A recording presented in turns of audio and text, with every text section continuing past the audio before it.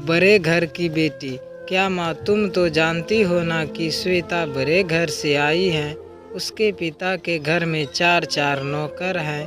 उसने कभी चाय तक नहीं बनाई तो आज खीर पूरी सब्जी कैसे बनाएगी।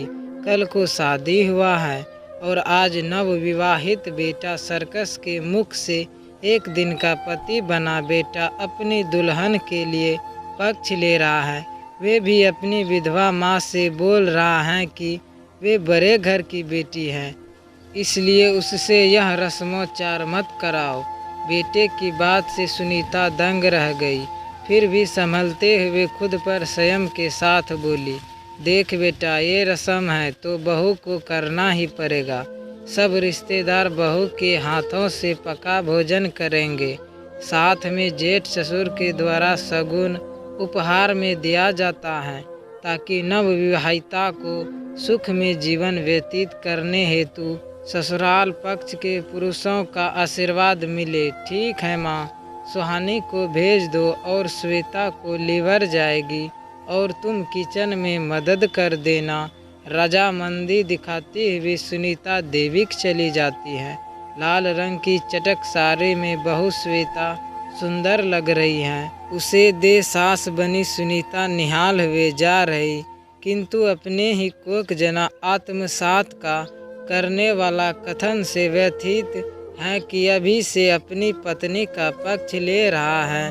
भगवान ही जाने नवीन बहू के रंगरत कैसे हैं। श्वेता अपनी सासू माँ के पैर छूकर आशीर्वाद लेती हैं। बहू, आज रसोई घर का रस्म है, इसलिए मैं खाना बना देती हूँ। बस तुम पके हुए भोजन को स्पर्श कर देना और अपने हाथों से ही परोस कर बड़े जेठ ससुर को खिलाना। ऐसा करो या स्टूल पर बैठ जाओ, कहकर सुनीता झट से उबले हुए आलू को छीलने लगे और सुहानी को फिर से दूध निकालने का कहकर जैसे ही मूर्ति हैं, श्वेता फिर से दूध निकाल रही हैं और सुहानी से डेगची देने को कहती हैं। अरे बहू, तुम बैठो ना, हम और सुहानी मिलकर भोजन तैयार कर लेंगे। लेकिन श्वेता अपनी सासू माँ को पकड़कर स्टूल पर बैठा देती है और सुहानी के साथ मिलकर सारे व्यंजन पका लेती है। सब कुछ अपने आँखों के समक्ष देख सुनीता हैरान परेशान है कि बेटा तो बीवी का साइड ले रहा था और अब बहू तो घरेलू कार्य में पारंगत निकली। और तो और बहू के हाथ का पकवान खाकर सब उंगली चाटते रह गए। सारे रिश्तेदार चले जाते हैं। तब सुनीता अपने बेटे सरासर बहू से पूछती हैं कि वे बिना जाने कैसे कहने लगा कि बहू को खाना बनाना नहीं आता है, जो कि बहुत अलेंडर निकली और पाक कला में निपुण भी इतना सुनना था कि दोनों हंसते हंसते बोल पड़े, अरे माँ, यह सारा तेरी बहू रानी का प्लान था।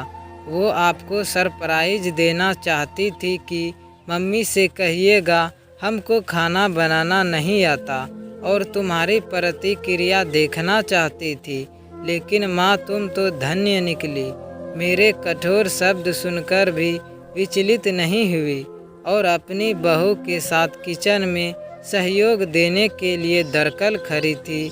हाँ माँ, आप बहुत अच्छी और नेक हैं, कहते हुए श्वेता गले लग जाती हैं। श्वेता का मन भी अतिरिक्त खुशी से आनंदित हो उठा। ये कहानी आपको कैसा लगा कमेंट करके ज़रूर बताइएगा। चैनल पर नए हो तो सब्सक्राइब ज़रूर कीजिएगा और वीडियो को लाइक और शेयर ज़रूर कीजिएगा। धन्यवाद।